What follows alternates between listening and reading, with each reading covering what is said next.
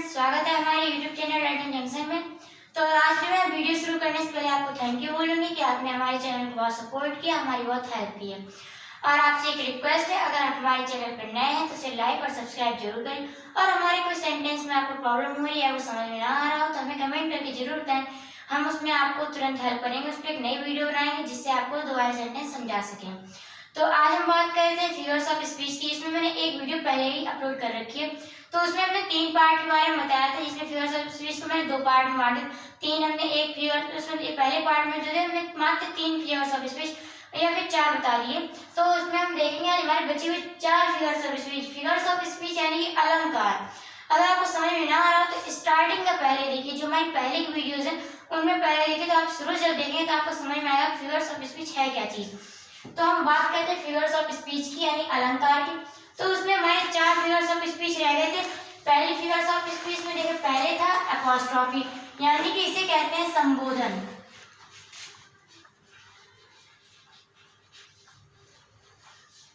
दूसरा है हमारा ऑक्सीमोरन, इसे कहते हैं विरोधाभास।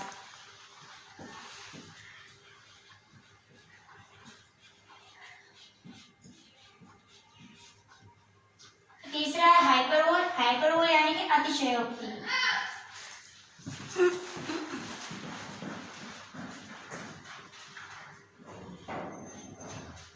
फिर है ओनोमोटोपोइया। ओनोमोटोपोइया के अंदर होता है ध्वनि सूचक, यानी कि ऐसे वाक्य जिनमें हम ध्वनि से पता कर लेते हैं। उसमें कुछ ऐसे सेंस आते हैं जिसमें मतलब उनका जो ऐसे सेंटेंस होते हैं जिनमें उनका मीनिंग और सेंस उनके सेंटेंस से पढ़ने से पता चल जाता है, उन्हें ओनोमोटोपोइया कहते हैं। हमने तो इसमें नोट्स बनाए थे, कुछ पहले ही नोट्स होता है। नोट्स बहुत ईजी होते हैं, हमने बहुत ईजी तरीके से बनाए थे। तो इसमें भी हम आपको नोट्स से समझाएंगे और वो वाले में भी नोट्स से समझाएंगे। तो देखिए, इसमें जो हमारा ये था, तो पहले हम आपको बताएं ध्वनि सूचक, यानी कि इसमें हम साउंड से पता कर लेंगे। जो साउंड्स के बारे में बताया जाता है, साउंड्स पता कर लेंगे कि कौन सा है। तो इसे तो ध्वनि सूचक है, बहुत इजी होता है, इसे बहुत जल्दी पता चल जाता है। ध्वनि सूचक होता है तो उसमें लिख के आ जाता है कि हमारा मतलब कौन सा अलंकार पहचानने में जो आता है। तो देखिए, बात करते हैं हम पहले अपोस्ट्रोफी की। तो अपोस्ट्रोफी में हमने नोट्स बनाया। अपोस्ट्रोफी का मतलब समझिए, आप बड़े ध्यान से सुनिएगा। Apostrophe is a direct address to the dead, to the absent or personified objects or idea। यानी कि अपोस्ट्रोफी एक सीधा एड्रेस दिया जाता है डेड के लिए, मृत्यु हो या जीवित हो, सेंस हो, personified ऑब्जेक्ट और आइडिया। यानी कि अपोस्ट्रोफी में ऐसा किया जाता है कि जैसे कोई निर्जीव वस्तु है उसके साथ ऐसा बिहेव किया जाएगा जो जैसे कि वो जिंदा हो या फिर उसे हम पुकार रहे हो। इसमें हम अपोस्ट्रोफी के जो एक्सक्लेमेशन का मार्क होता है उसमें इसका यूज होता है, जिसे हम बहुत आसानी से पहचान लेते हैं। जिस भी सेंटेंस में अपोस्ट्रोफी में एक्सक्लेमेशन का मार्क दिख जाए तो समझिए अपोस्ट्रोफी है। अपोस्ट्रोफी हम सबके आपको एक एग्जांपल दे देंगे। तो अपोस्ट्रोफी का जो एग्जांपल है कोई भी ले लीजिए। O liberty why are you so dear, यानी कि हे आज़ादी आप इतनी प्रिय क्यों हैं। तो इसमें हमने आज़ादी है, लिबर्टी है, इन चीजों को हमने संबोधित किया है। या फिर O grave why are you so dear, why is thy victory, यानी कि ओ ग्रेव मतलब हे कब्र, मृत्यु को कहाँ जीता जा सकता है। तो इसमें भी हमने ग्रेव यानी कि जो कब्र है उससे हमने संबोधन किया है। तो हम कोई भी एग्जांपल ले लेंगे। O grave where is thy victory.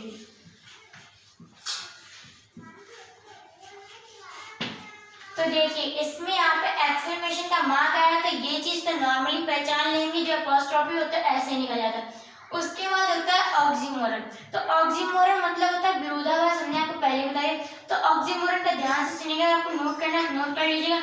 In oxymoron the two opposite qualities are added to the same thing, यानी कि ऑक्सीमोरन में क्या होता है, दो अपोजिट क्वालिटी की मतलब दो अपोजिट थिंग्स होती है, क्वालिटी अलग अलग होती है और उनको एक ही साथ जोड़ा जाता है। उनको ऐसे ट्रीट किया जाता है जैसे कि वो एक हो, जैसे कि ही इज रेगुलरली इरेगुलर, यानी कि इसमें क्या दिया है। फिर दूसरा एग्जांपल लीजिए, and having nothing he hath all. Hath का मतलब यहाँ आया है यानी रखना, मतलब उसके पास कुछ भी ना होते हुए उसके पास बहुत कुछ है। तो इसमें कुछ भी नहीं है फिर भी बहुत कुछ है।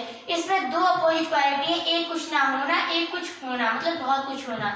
तो इसमें दो अपोजिट क्वालिटीज है, तो इसको हमने एक चीज जोड़ दिया, उसके पास ना कुछ होते हुए उसके पास बहुत कुछ है, तो ये हो गया हमारा विरोधाभास। तो इसमें विरोधाभास, ऑक्सीमोरन और मेटाफर है, इनमें कभी कभी कंफ्यूजन हो जाती है। तो यहाँ पर देखिए इसमें दो अपोजिट क्वालिटीज जोड़ दी गई। तो इसमें देखिए इसका एग्जाम्पल, एंड हैविंग नथिंग,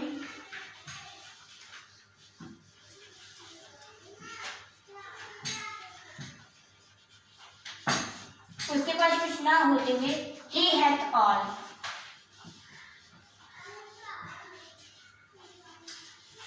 उसके पास कुछ ना होते हुए उसके पास बहुत कुछ है। तो उसके बाद हम देखते हैं हमारा विरोधाभास भी हो गया, अपॉस्ट्रोफी भी हो गया। तब हम आपको बताते हैं हाइपरबोल के बारे में। हाइपरबोल का मतलब होता है अतिशयोक्ति। हिंदी से ही पता चल रहा होता है किसी बात को अति मतलब बहुत ज्यादा बढ़ा चढ़ा के कहना, तो उसे हम कहते हैं अतिशयोक्ति अलंकार। तो देखिए hyperbole, in hyperbole things are shown as greater or less better or worse than they really are.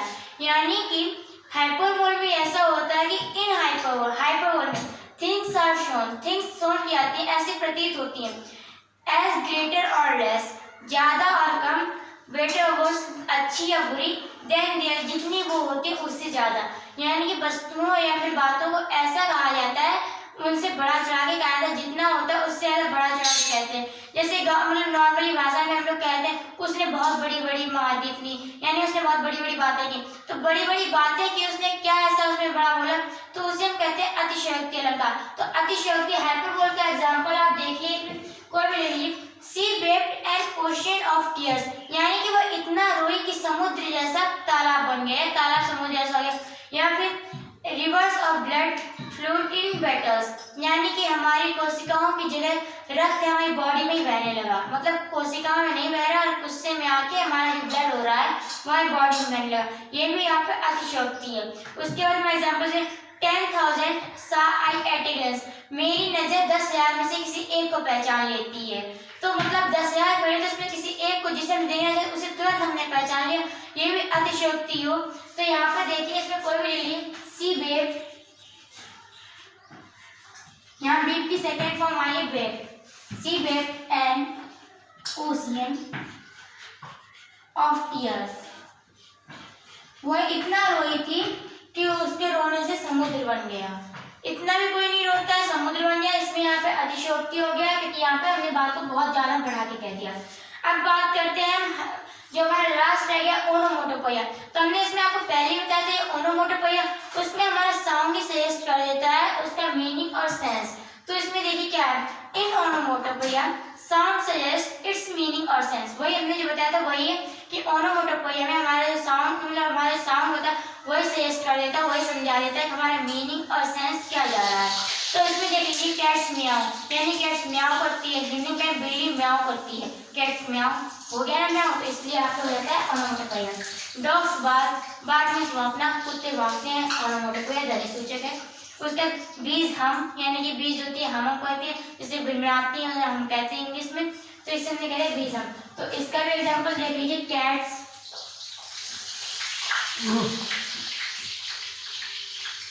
Cats म्याऊ, यानी कि बिल्ली है जो म्याऊ करती है।